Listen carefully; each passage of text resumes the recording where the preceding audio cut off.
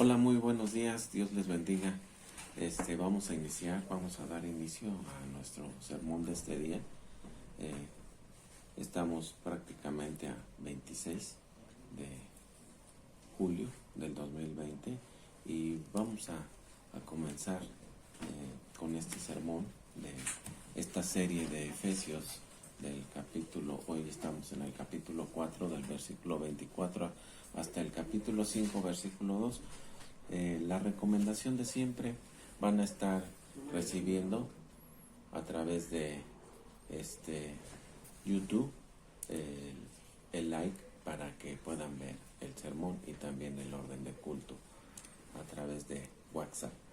Así es de que ahí va a estar todo esto y pues recomendación con las de siempre, que sigamos el orden de culto tal y cual está y que podamos ser bendecidos a través de este culto dominical. Vamos a dar inicio leyendo el capítulo 4 del versículo 24 al capítulo 5 versículo 2, donde va a estar basado nuestro sermón. Dice así la palabra de Dios: y vestíos del nuevo hombre, creado según Dios, en la justicia y santidad de la verdad, por lo cual, desechando la mentira, hablad verdad cada uno con su prójimo, porque somos miembros los unos de los otros. Airaos, pero no pequéis, no se ponga el sol sobre vuestro enojo, ni deis lugar al diablo. El que hurtaba, no hurte más, sino que trabaje, haciendo con sus manos lo que es bueno, para que tenga que compartir con el que padece necesidad. Ninguna palabra corrompida salga de vuestra boca, sino la que sea buena para la necesaria edificación, a fin de dar gracia a los oyentes. Y no contristéis al Espíritu Santo de Dios, con el cual fuiste sellados para el día de la redención. Quítese de vosotros toda amargura, enojo, ira, gritería, maledicencia y toda malicia. Antes, sed benignos los unos con los otros, misericordiosos, perdonándonos los unos a los otros, como también os perdonó Dios a vosotros en Cristo.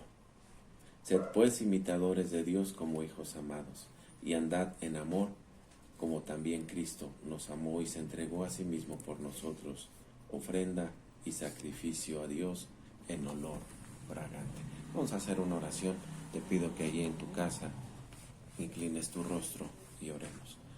Padre bendito, en el nombre de Jesús, en esta mañana, Señor, te damos gracias por este día. Señor, ya hemos pedido perdón por nuestros pecados, ya hemos hecho nuestra oración de intercesión también por los demás. Y en este momento, Señor, te queremos pedir que tú limpies nuestra mente, nuestro corazón, para que podamos, Señor, aprender más de tu bendita palabra.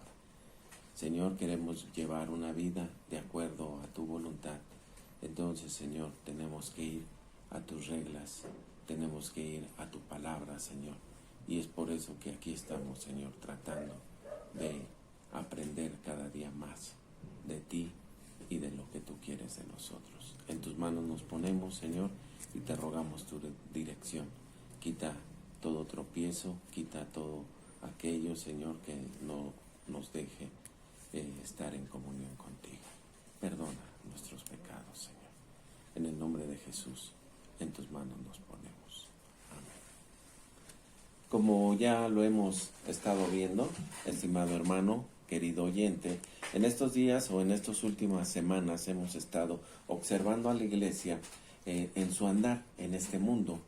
Estamos observando al creyente en forma individual, cuando él camina a través de este mundo.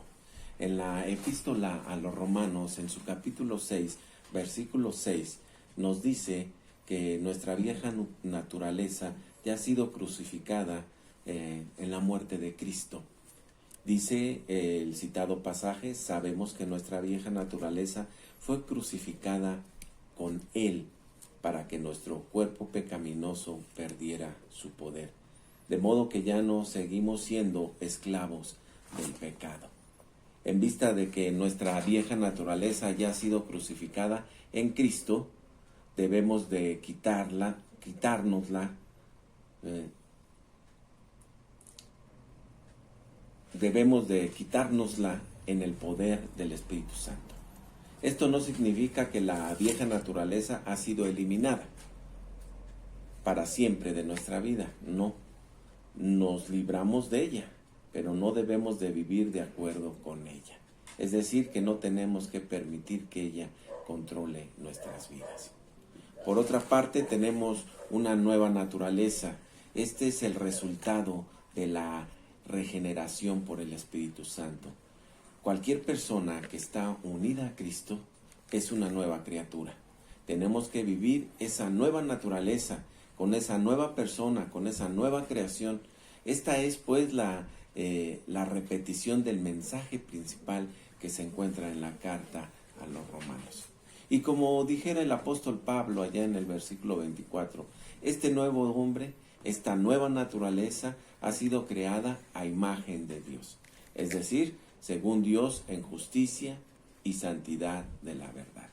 Esta es la justicia imputada a nosotros por Cristo.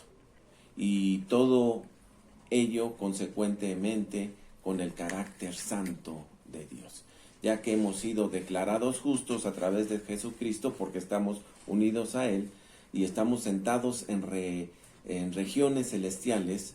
Nuestro andar, nuestra vida aquí en la tierra tendría que corresponder a esa posición, a esa forma de vida.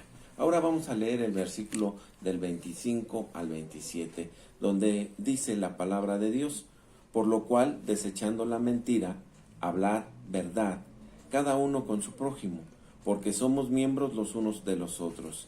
Airaos, pero no pequéis, no se ponga el sol sobre vuestro enojo, ni deis lugar al diablo. Pablo regresó una vez más aquí a las prohibiciones que habla comenzando en el versículo 17 de este mismo capítulo. Al creyente se le pidió que no viviera como los no judíos. Veremos que estos mandamientos continúan por el resto de toda la carta apostólica. La frase hablada que habla de donde dice hablad verdad cada uno con su prójimo, expresa el mandamiento que encabeza la lista de todos los demás. Cuando la vieja naturaleza o el viejo hombre fue quitado o dejado a un lado en la crucifixión de Cristo, la lengua mentirosa y el corazón engañador o engañoso fueron colocados también ahí en la cruz del Calvario. Una de las razones por las cuales Jesús tuvo que morir por nosotros fue que usted y yo somos mentirosos. Siempre deberíamos decir verdad. El rey David dijo en el Salmo 116, versículo 11, y dije en mi apresuramiento, todo hombre es mentiroso. Yo tuve mucho tiempo para pensar en ello y continúo estando de acuerdo con David. El decir la verdad resolvería, creo, que la mayoría de los problemas, y sobre todo en el círculo cristiano. Sería inútil y una pérdida de tiempo ponerse a señalar o aclarar todas las mentiras o exageraciones que se oyen. Es mejor adoptar una actitud o norma de decir la verdad de manera permanente. Pues no se trata de una opción, sino de un imperativo para todo creyente, teniendo en cuenta que formamos parte de un mismo cuerpo, que es Jesucristo. Aquí tenemos algo que dijo aquel hombre de los padres de la iglesia, Crisóstomo, que aunque pueda parecer ridículo, ilustra la verdad. Que el ojo no le mienta al pie, ni el pie le mienta al ojo. ¿Qué quiso decir con esto? Pongamos un ejemplo. Cuando va uno caminando y nuestro ojo ve un hoyo que está cubierto tal vez por tierrita, lleno de agua, o por paja. El ojo no puede saber si ese hoyo está realmente profundo. Entonces le ordena al pie que indague. Entonces uno mete un poquito el pie para indagar si realmente está hondo o no. Y el pie no le va a mentir al ojo, va a decir si está hondo o no está hondo.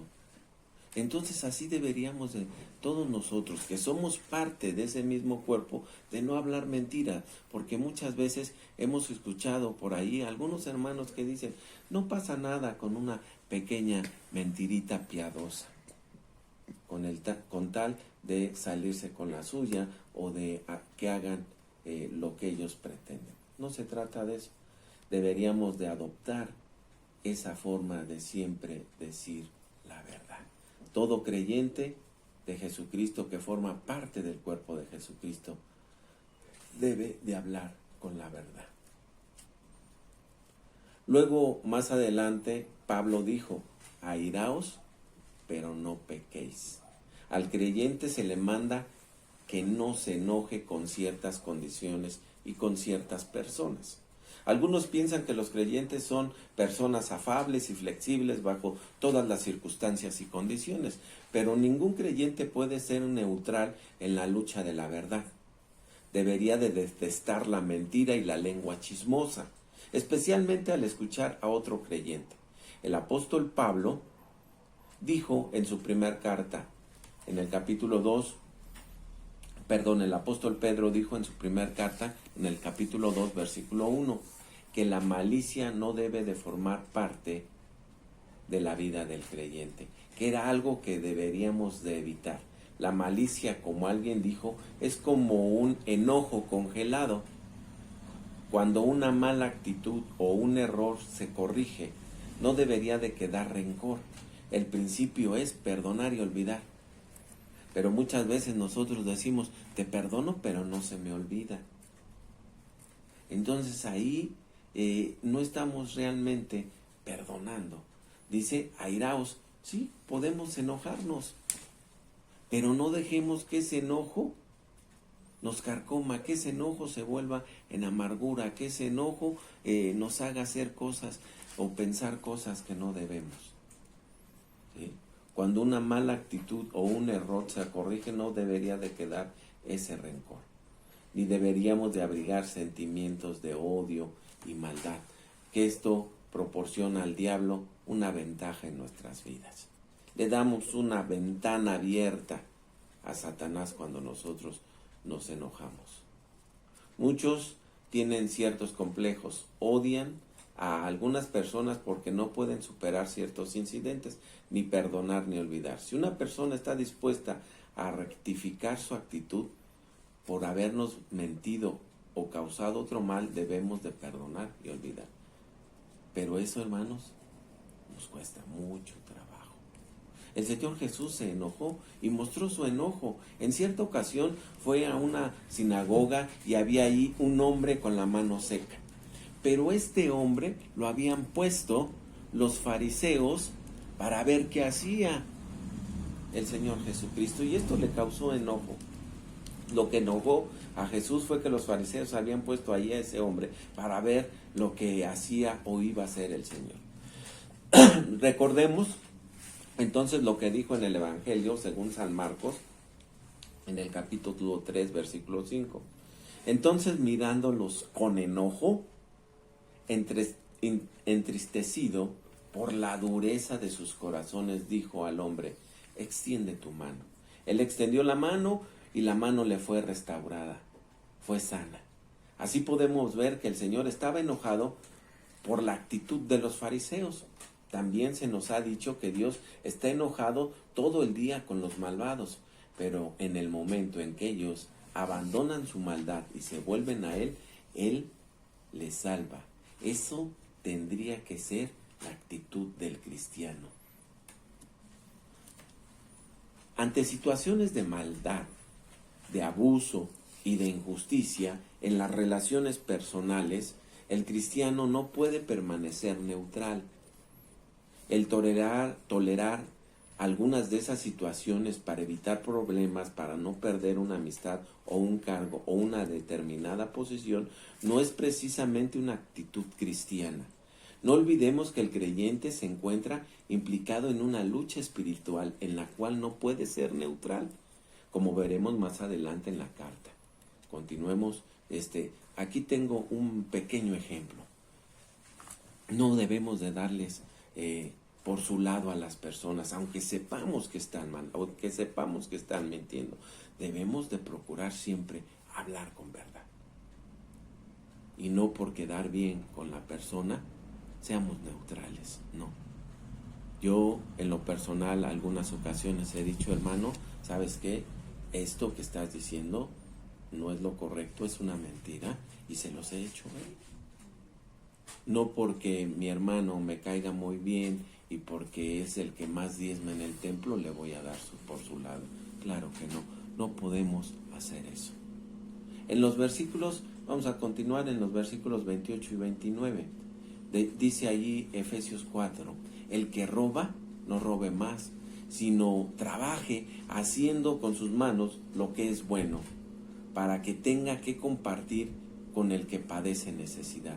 Ninguna palabra corrompida salga de vuestra boca, sino la que sea buena para la necesaria edificación, a fin de dar gracia a los oyentes.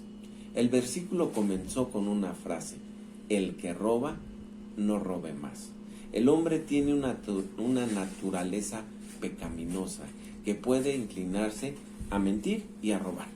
Estos pecados están en el corazón del ser humano como una parte de su naturaleza. Y continuó diciendo el apóstol Pablo, sino que trabaje, haciendo con sus manos lo que es bueno, para que tenga que compartir con el que padece necesidad. El cristiano, querido hermano, no debería de enriquecerse y satisfacer sus propios fines egoístas. Más bien tendría que ayudar a otros con todo aquello con lo que necesite, pero desgraciadamente somos muy egoístas y no lo hacemos así. Normalmente pensamos en nosotros y en nuestra familia. La palabra de Dios nos está diciendo que cambiemos esa forma de vivir. Aquí la palabra corrupta significa obscena, grosera. Una lengua incontrolada en la boca de un cristiano constituye un indicio de una vida corrupta. Los creyentes suelen contar historias dudosas o cuestionables desde un punto de vista moral, simplemente para intentar divertirse con otros. Revelan las inclinaciones que hay en su corazón. Lo que existe en la fuente de su corazón saldrá por su boca, dice el libro de Proverbios 15:28. El corazón del justo piensa antes de responder, y la boca de los malvados derrama maldad. La forma de hablar del cristiano tendría que estar en el elevado nivel de instruir y de comunicar ánimo y estímulo a otros creyentes. Uno puede divertirse y disfrutar de la vida, y el buen sentido del humor ocupa un lugar importante, pero el humor no debería de estar corrompido por los malos pensamientos. Luego Pablo continúa desarrollando el tema en los versículos 30. Dice, y no entristezcáis al Espíritu Santo de Dios, con el cual fuisteis sellados para el día de la redención. Aquí el ruego del apóstol Pablo fue de gran trascendencia. No entristezcáis al Espíritu Santo de Dios. El Espíritu es una persona que se puede entristecer, puede ser agraviado o ofendido o sentirse ofendido.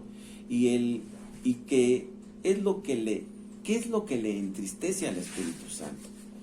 El Espíritu Santo nos fue dado, hermanos, y si yo me porto mal no se va a ir de mí, eso es definitivo. Pero sí se puede entristecer. Las ofensas o pecados que hemos mencionado, cuando el cristiano miente, cuando tiene malos pensamientos, esto hace entristecer y ofende al Espíritu Santo de Dios. ¿Y qué sucede cuando una persona está triste y ofendida? Se interrumpe esa relación de camaradería, de comunión. El Espíritu no puede actuar en su vida cuando usted le ha agraviado con la relación con Él, cuando se ha roto. Él no puede estar obrando contigo si tú estás entristeciendo al Espíritu. Cuando tú mientes, cuando tú pecas, está rota esa relación. Entonces tengamos cuidado de eso, hermanos. Y el apóstol añadió, con el cual fuiste sellados. Esto es muy importante. Este pasaje nos dice que podemos entristecer al Espíritu, pero no podemos entristecerle de manera que se aparte totalmente de nosotros, porque estamos sellados por Él. Esta es una hermosa realidad. Hemos sido sellados por el Espíritu Santo en el momento que fuimos regenerados. Y añadió el apóstol Pablo, para el día de la redención. Él le sella a usted hasta el día en que le presentará delante del Señor Jesucristo. Un creyente no puede romper ese sello anulándolo. Su obra que continuará hasta el día de la redención, pero el creyente puede entristecer al Espíritu Santo cuando hace o comete algún pecado. ¿Cuál es hoy la gran diferencia entre los cristianos? La diferencia es que algunos cristianos viven con el Espíritu Santo entristecido y otros con el Espíritu Santo en acción, que no ha sido contristado. Ahora, finalizando el capítulo 4 de la epístola de los Efesios, Pablo dijo en los versículos 31 y 32, quítense de vosotros toda amargura, enojo, ira, gritería, calumnias y toda malicia. Antes, sed bondadosos los unos con los otros y misericordiosos, perdonando los unos a los otros como también Dios os perdonó en Cristo. Estos dos últimos versículos están en gran contraste el uno con el otro. Por ejemplo, el versículo 31 menciona una lista adicional de aquello que entristece o contrista al Espíritu Santo. Estos son los pecados de una naturaleza emocional. Y el versículo 32 tenemos la respuesta emocional que Dios quiere que tengamos. La amargura es un estado mental irritable que provoca opiniones duras y ásperas de los otros. Muchas personas hablan desde su amargura y entonces hacen mucho daño. Cuando tú estás frente a una persona amargada, cuidado. Y si está hablando de una persona, y va a estar diciendo lo peor. Y ya vemos, y hay muchos cristianos amargados. Y esto entristece al Espíritu Santo. También se menciona el enojo y la ira, que son arrebatos de pasión. La ira denota la pasión profunda e intensa, y el enojo la pasión crónica. Tenemos luego gritería, y eso quiere decir la afirmación atrevida de algunos supuestos derechos y quejas, o sea, que se actúa en forma extemporánea y con violencia verbal y además fuera de control. Cuando uno está enojado, hasta levanta la voz y piensa que con levantar la voz ya va a ser más fuerte, más poderoso. Error. La palabra de Dios nos dice que quitemos eso de nuestras vidas, que no gritemos, que nos controlemos, que dejemos que el Espíritu Santo de Dios haga la obra en nosotros. Ahora también habla de maledicencia. Aquí nos habla de pronunciar blasfemias, pero también se refiere a toda clase de calumnias y malicia. Como ya hemos indicado antes, es un enojo congelado. La expresión quítese de vosotros es en el griego un imperativo que requiere una acción única y decisiva para que el Espíritu Santo no sea contristado. O sea, debes de quitarlo. No, debes de quitarlo. Tienes que hacer algo para quitar todo eso. Es decir, que debes de tomar una decisión concreta para que todos esos pecados sean quitados de tu vida. Debes de hacer algo. No digas, Dios me hizo así y Él me lo va. No, tú tienes que hacer algo. Eso está en ti. Dios quiere, si tú quieres, y el Espíritu Santo quiere, si tú te dejas que Él obre en ti. Y el apóstol Pablo Dijo entonces, antes, sed bondadosos. Aquí viene la otra parte. El imperativo marca un contraste, un cambio radical que debe de ocurrir en el creyente, que no quede un lugar vacío en su vida. Aquí tenemos a la cortesía cristiana. No habla de un afecto profundo y maduro.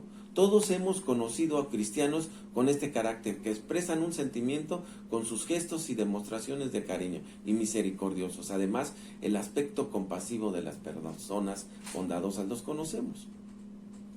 Luego Pablo continúa diciendo, perdonándonos los unos a los otros. Esta es una frase que nos muestra la actitud que debe de existir entre nosotros.